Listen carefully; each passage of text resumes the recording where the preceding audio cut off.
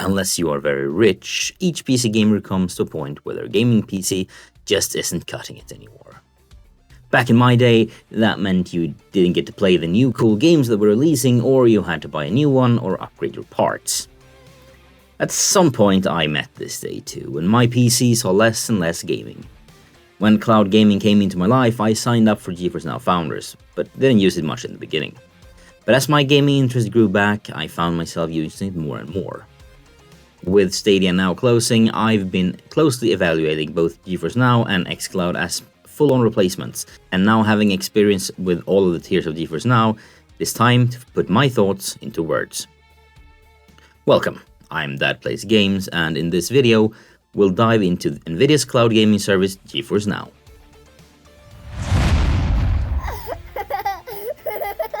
But before we get into that, I just want to mention that I've been given free access to the 3080 tier of the service and gotten a free game from Nvidia at one point. This has been unrelated to this review, and my opinions haven't changed from before I got it, but if this introduces too much bias in your opinion, I can respect that. Hello, Future Dad here. This video was actually recorded in November and written in September, October. However, I've just now finished editing it, and you're seeing it now. Since then, a few things happened.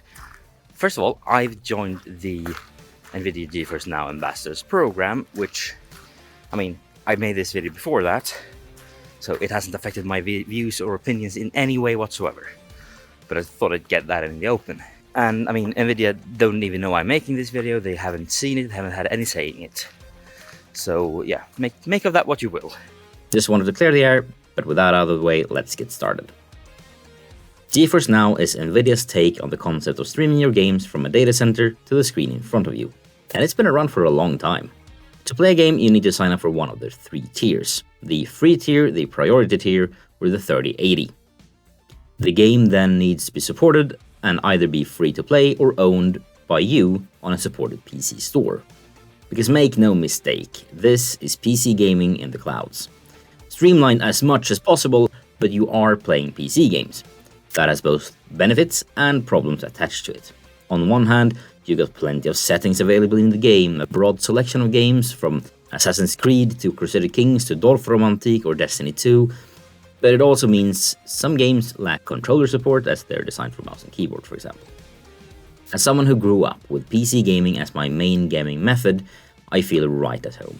This is my preferred way of gaming after all. But at the same time, it also means I'm not gaming as often. Gaming on the TV with a controller or on my phone is much more accessible after all, but when giving a choice, I will always choose the PC. So for this reason, we do have to look at GeForce Now from a few different aspects, but before we do, let's talk some more about the service. As previously mentioned, there are three tiers to the service. The free tier means you can play any game you own available on the service, or that is free to play, but you do have to stand in line for an available server. You get slightly weaker hardware, and your session will close after an hour.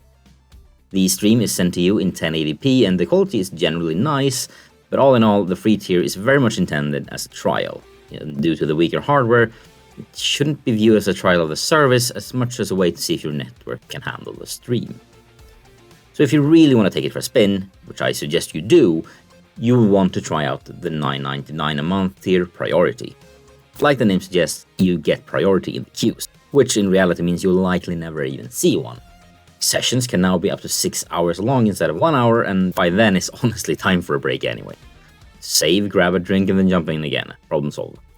The resolution is still capped at 1080p, but your hardware is now RTX enabled and usually more powerful, meaning the games will look and perform better. The priority tier was initially named Founders and had the same benefits but for half the price, as long as I never cancelled the subscription. And I actually still have my Founders tier still subscribed and paying for it. At this point, it's just what my kids will get to use. Lastly, there is the 3080 tier. This costs twice as much, $19.99 a month, but gives the user access to a 3080 equivalent GPU for their sessions, upgrade the stream to 4K and 120 frames per second, and increases the session length even further, which arguably is the least important piece of the offering here. The GPUs used are also much more powerful, meaning you can go all out on ray tracing, super sampling, and all the graphics you want. The extra features and streaming quality makes the experience on the 3080 tier better than priority, but it does so at a cost. as in more money and more bandwidth usage. Decoding a 4K stream also puts a higher strain on your local machine, so if you do experience lag or stutter, try lowering the resolution of the stream. It could very well be on your end. I know it has been for several times in my case. But when it comes down to actual use, the reality is most gamers will be more than happy with the priority tier. The free tier is usable in a pinch, but it's really mostly a trial of the service and not a great one at that. It is a good way to see if your internet connection can handle it without spending any cash. For actually trying the service, grab a month of priority because that's well worth it.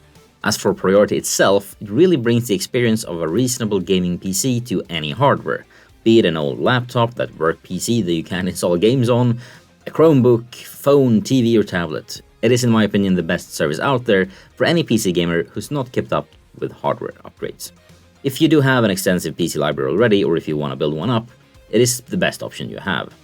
Games you own on Steam, Epic and Ubisoft Connect are automatically supported, if the developers have opted in for the service, meaning that well over 1500 games is available for you and your purchases are not locked to the service.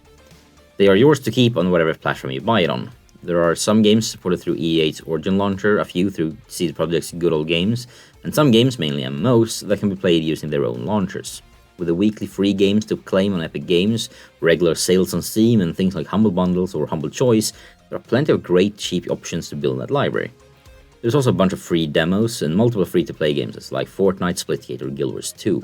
There are, however, also a lot of games that are only supported through certain stores.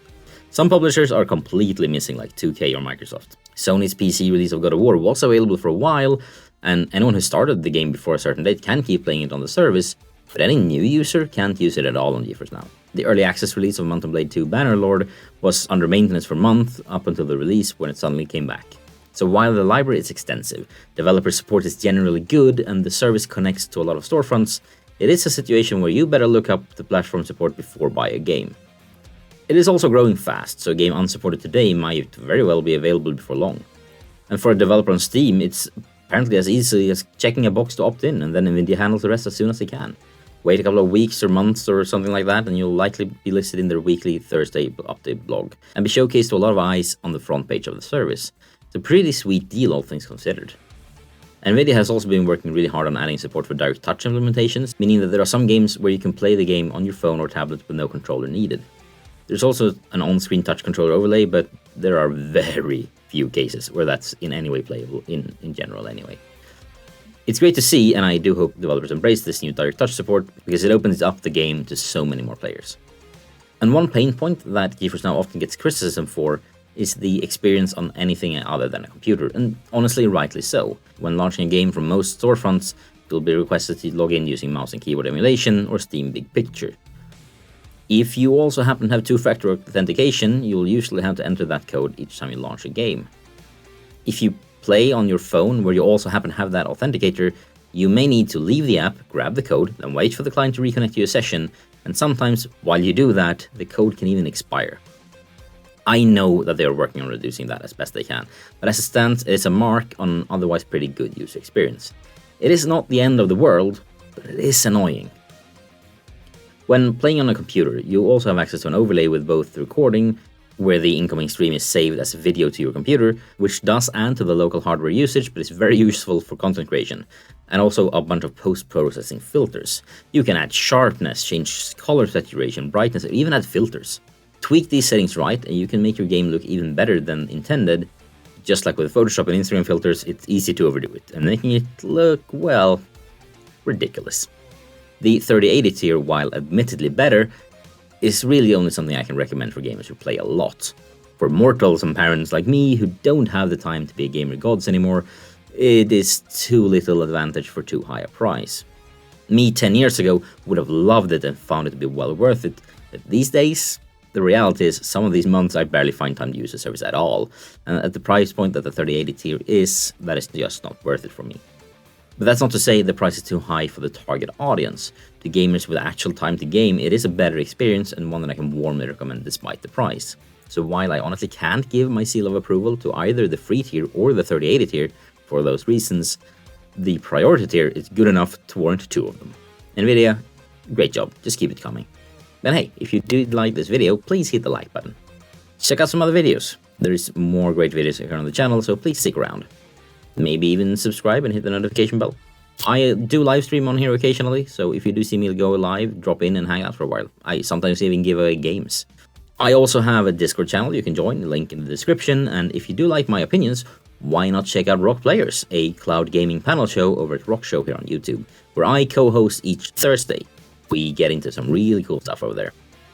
With all of that out of the way, there's only one thing left for me to say, that is goodbye. See you around.